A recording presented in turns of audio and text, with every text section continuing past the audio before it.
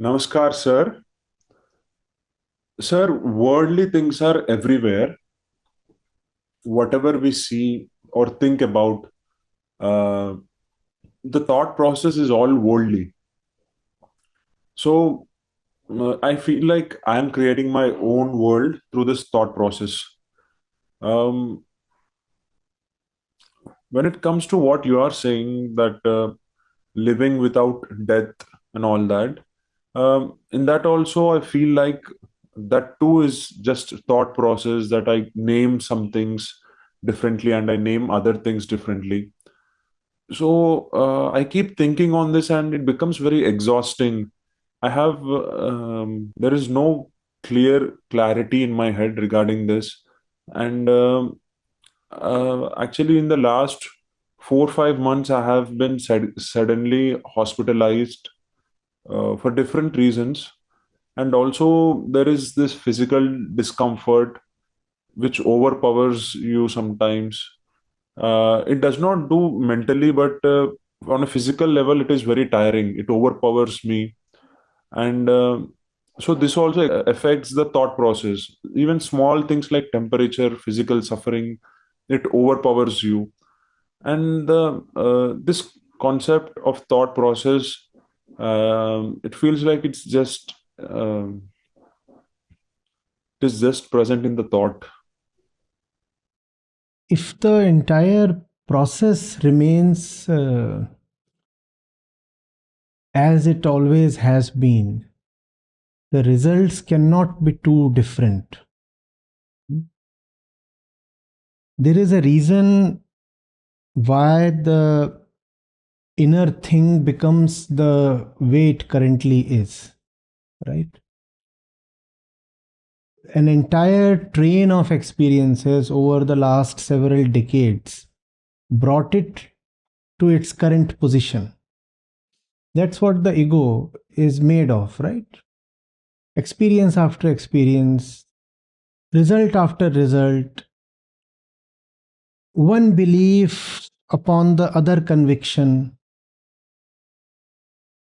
a, a, an array of conclusions validating one's own concepts, and this leading to a sense of confidence in the way one has been. So all that gets together to convert one into the one currently is. And there is a lot of belief involved because there are only certain aspects of one's current state that one dislikes or wants to change, improve, or get rid of. There is a lot in one's current state that one approves of, admires, is actually proud of. So it's a hodgepodge. It's like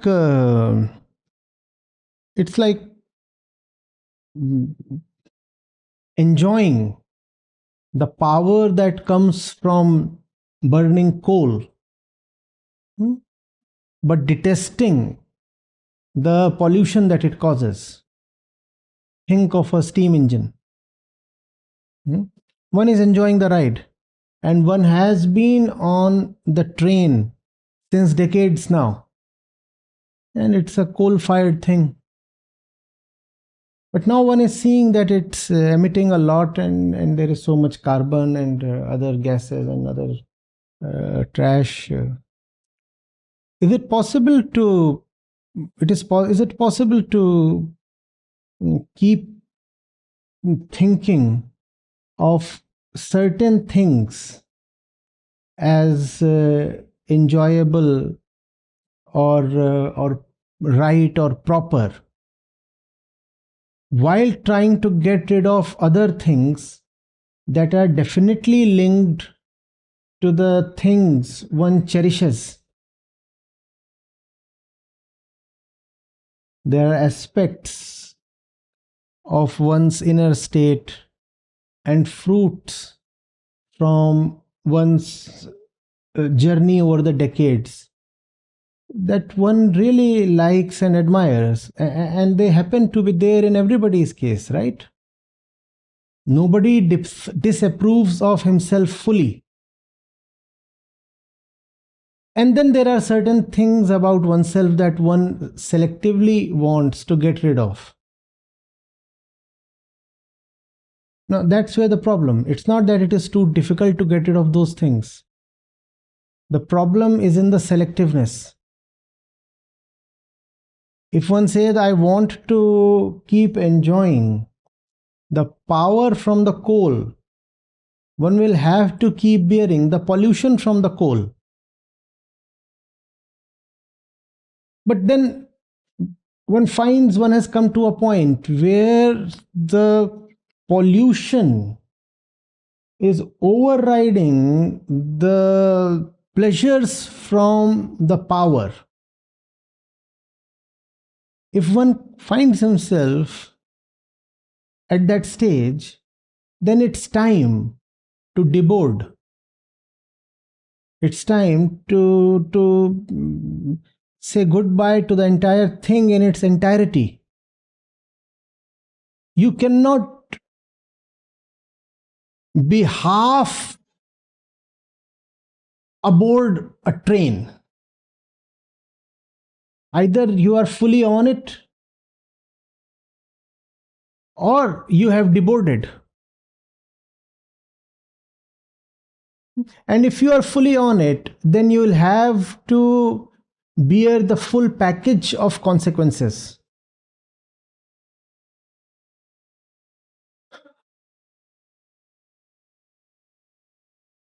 I wish the entire package was detestable, but it never is. Certain parts of that package are always cherishable, are they not? Even right now, in your narration, there were only 2 or 3 points that concern you. The other aspects of your life, obviously, you are quite satisfied with, or rather proud of. So that brings us to that almost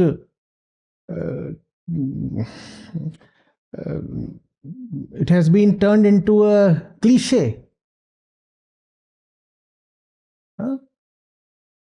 सुख में सुमिरन करे न कोई, जो सुख में सुमिरन करे दुख काहे को होए. Dukh kahe ko. So the 2 or 3 points you spoke to me of all concern your dukh.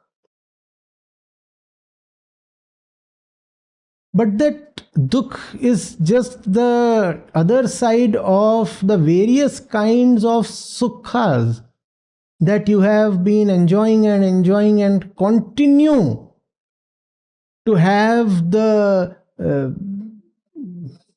desire and the determination rather to keep enjoying. And these two are inseparable, unfortunately. One cannot be selective. You see, how can I give something to others without letting the thing affect me? How is it possible?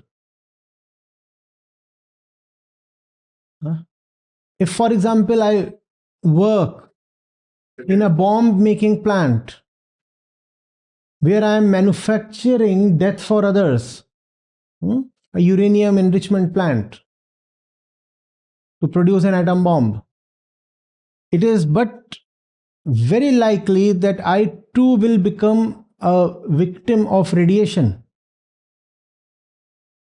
Even if the bomb is not dropped on others, first of all, it will affect me in a continuous, small, and passive way. So these are all intertwined aspects of life. The way one's relationships are, the way one's livelihood is, the way one's social status is, all that is deeply related to one's inner state. We cannot want to continue the way our relationships and our livelihood and all our other things are, and yet want to change the inner state. Think of all those things that you find admirable in your life. Think of all those things you seek to protect day in and day out. What is it that you work for? What is it that you care for? What is it that you want to defend continuously? And then you will see that in all that lies the seed of the inner problem. I can not overemphasize that which appears as a problem is a small thing. In fact, it's an innocent thing because it has revealed itself to be toxic, undesirable. You are already calling it openly as a problem. Therefore, actually, it is only half a problem. It has been detected, diagnosed, identified. The real problem is the stuff that is never seen as a problem. But that is the thing that continues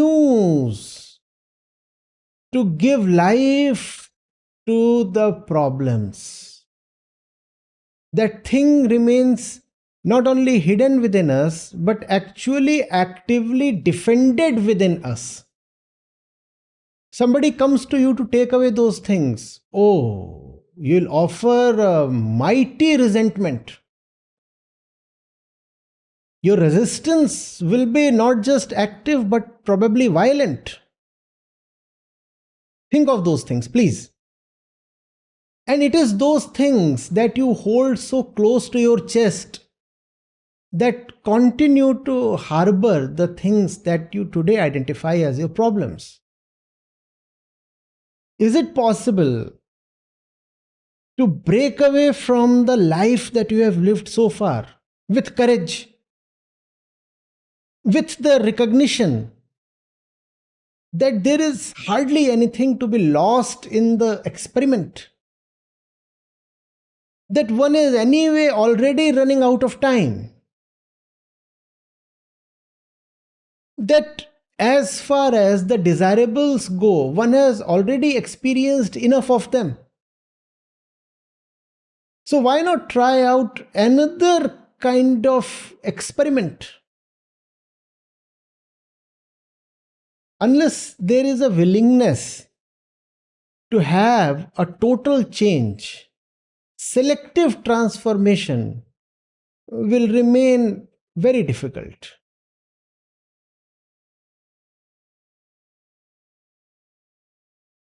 Sir, whenever I see my profession, I feel like I'm doing a fair job.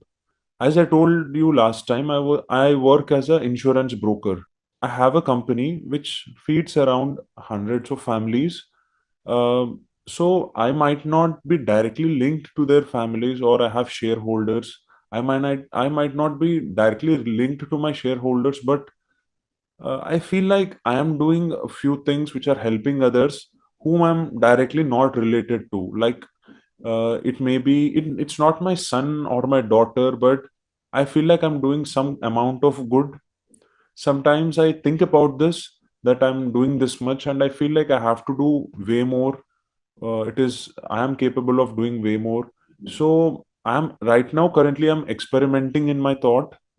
Um, and if I apply your logic to it, I feel like I have to definitely do something about it. But I also feel that whatever I am doing in my current field, that is, let's just pursue it up to a certain level, and then before shifting my field. Also, um, we have been doing this campaign for elderly people. Elderly people get their medical claim. there is a thing called mediclaim, where a few elderly people who won't be able to get their claims on time, so we help them. We help them get their settlements, and my organization works with them. You can say I do this out of attachment, or attachment for them or for my employees, but uh, even though it is based on our income and it is dependent on how much we are earning, but I also think there is a aspect of service inculcated in this. So, but definitely service comes before the income part. Please understand something. In the grahast way of life, is there any grahast who is not required to do his share of good deeds? Hmm? So there are a lot of good deeds that you have to do, right? And the householder, the grahast, the normal follower of the path of goodness, he is the one who constitutes 80, 90, 95, 99% of the world's population. So all these things he does, he feeds the cow, he gives some money to the beggar. If there is a friend in need, he will lend some money. Hmm? He keeps some sugar for the ants. He keeps some water for the birds. Then there is zakat in Islam. Then there is dan dakshina in Hinduism. This the householders, the entire world over have been doing since centuries. And when they do this, they obviously get beneficial results, right? The results are good if you do all these things. You be good. These are things of policy, naitikta, good conduct, acharan. And when you do all these things, then you get some benefit as per the measure of the goodness you have served. But what you are demanding is something extraordinary. What you are demanding is something absolutely extraordinary. You are demanding freedom from body identification. And there is no way basic acts of goodness towards the world can fetch you freedom from the fundamental bondage itself. You are doing something, and to the extent you are doing good things, you are being rewarded with goodness. Please be grateful. The equation is not deceiving you. To the extent you are doing good things, life is rewarding you with goodness. So the game is fair there. But what you are demanding from life is far beyond the goodness you are practicing. You are demanding liberation itself. If you are on the operation table and you want to remain equanimous even at that moment, then you are de facto wanting to be a Buddha. And that is not being over ambitious. We all deserve to be Buddhas. In fact, we are Buddhas in disguise, and we are needlessly disguised. So that's your fundamental right. Obviously, I agree. But then, if that's what you want, Buddhahood itself, liberation itself, Brahma Nirvana itself, then the price that you need to pay has to be far greater. Kindness is wonderful, obviously wonderful. And if you are a kind person, believe me, the universe responds to you with kindness. That happens. And there is a certain large heartedness within, and there is a certain pride, a justified pride in living, that I have given more to the world in comparison to what I have withdrawn. And that's all very beautiful, and I wish more people do that. The world is in need of good people. But being good is one thing, and demanding something that is totally in another dimension is a desire of another sort. I'm pretty sure the young prince Gotham, when he was in the palace, even then he was a kind fellow. And we have some kind of literary proof available as well. You remember न्याय दया का दानी मासून एक कहानी. सुन उपवन में बड़े सवेरे तात भ्रमण करते थे तेरे. So he was roaming in the garden, that was his morning routine. And then a bird pierced by an arrow fell at his feet. And then he refuses to give the bird to the hunter. That was his kindness. And he was yet not a renunciate. He was still in the palace, living the life of a householder. He had a beautiful wife, he had the kingdom, and he had this little kid. Even then, he was very large hearted, and this bird is there, and he says, No, no, no, no, no. You have no claim over this thing. You might have managed in hunting it down, but the thing deserves to live, and I will not give it to you. The hunter was returned, and I'm pretty sure there must have been an argument and such things, and maybe he would have needed to pay the hunter off, buy him off. You take this money and you go away. So he was kind even then, but did that suffice? Did that kindness suffice? In the palace, he would have remained at most just a kind prince, a nice prince. Niceness is not the same as liberation. He ultimately had to take what we would call in our worldly parlance as an extreme step. Even if we are unable to take that kind of an extreme step, we must still experiment. We must still do as much as possible. Step out. Maybe he stepped out and went all the way to the jungle. All right, do not go all the way to the jungle. Go to some other place at least. Try things out. Life is inherently fair in some sense. You get what you deserve. If you are prepared to pay the price that Gotham did, you will probably get what Gotham got.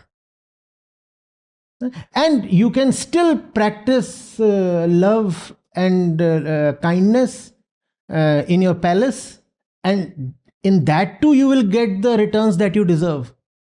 Life in that sense is fair.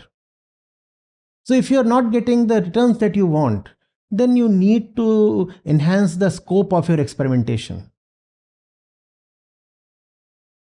You will get that. It depends on your stubbornness to want and to have it before life takes everything away. I hope the health is better now. Thank you, sir. I was inquiring about your health. Yes, sir. My health is a little better now. Thank you. Sir, I would like some more clarity on what you've been saying regarding the price we have to pay, the direction, and experimenting mentally. Would you give more clarity on that? Because what happens is I'm living in a normal family with my kids, my wife, and all. I'm running a business. So, is there nothing that which remains? Because if I renunciate all the things, or if I can't, what type of experiments should I be doing? You see, I actually do not know the details, but let me give a broad hint to the extent I can. There are things that you must have been practicing since decades, right? And those things have brought you certain pleasures, happiness, a certain satisfaction as well. Those things have brought you certain goodness as well. So they have made you into the person you are. Now, if you want to exceed what you have, obviously you cannot continue doing those same things. So you have to look at what you have been consistently doing since long. And the moment you detect a consistency, you have to see that this is not the thing that will now take you from where you are to the next dimension. That thing has brought you to the place you currently occupy. But it cannot, that thing cannot take you to another place now. It's like a bus that takes me from A to B, and it has already brought me to B. That bus is not supposed to take me from B to C. So I have to get off. And the bus is wonderful, mind you. There's nothing wrong with the bus. It was the bus that brought me from A to B. And coming from A to B is in itself an achievement. Something that qualifies me to now want to go to C. Had I not come to B, going to C would not have been possible even as a desire. So I'm grateful to all the things that brought me to this place. But now I must get off, I must exceed.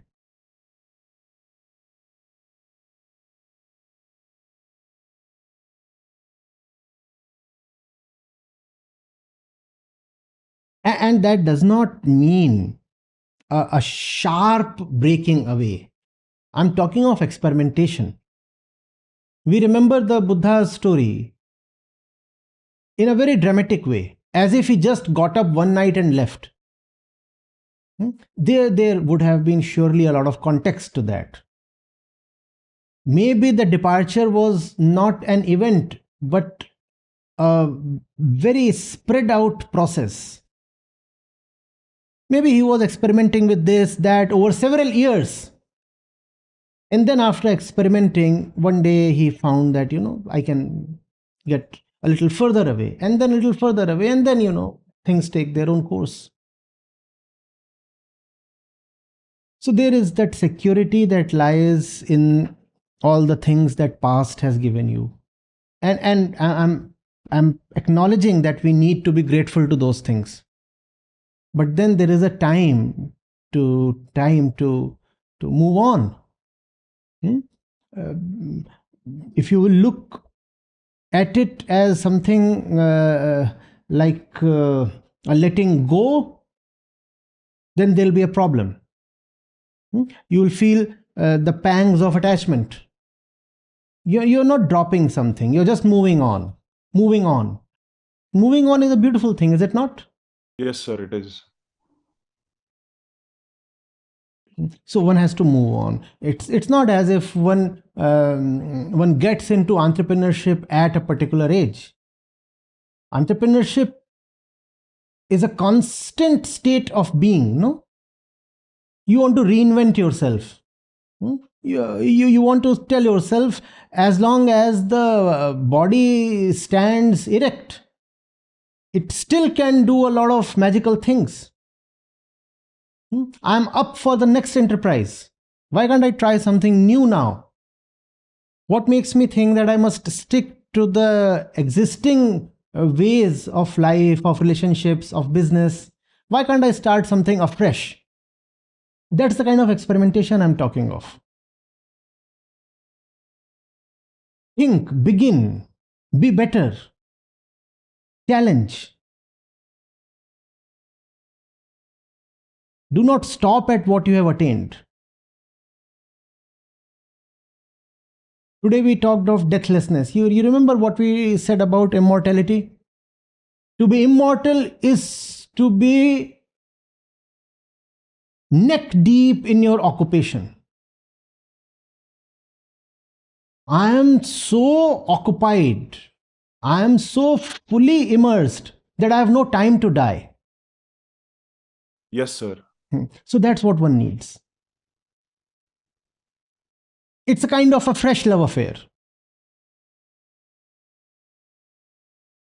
And it has to be as much of a greenfield thing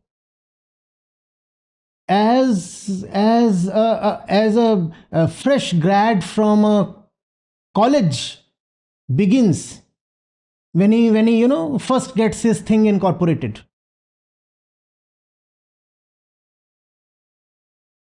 We cannot let the old experience extend into the future. So I have to start a new identity. Whatever I have learned from you, it is like a new life, new identity. It is like campus placements.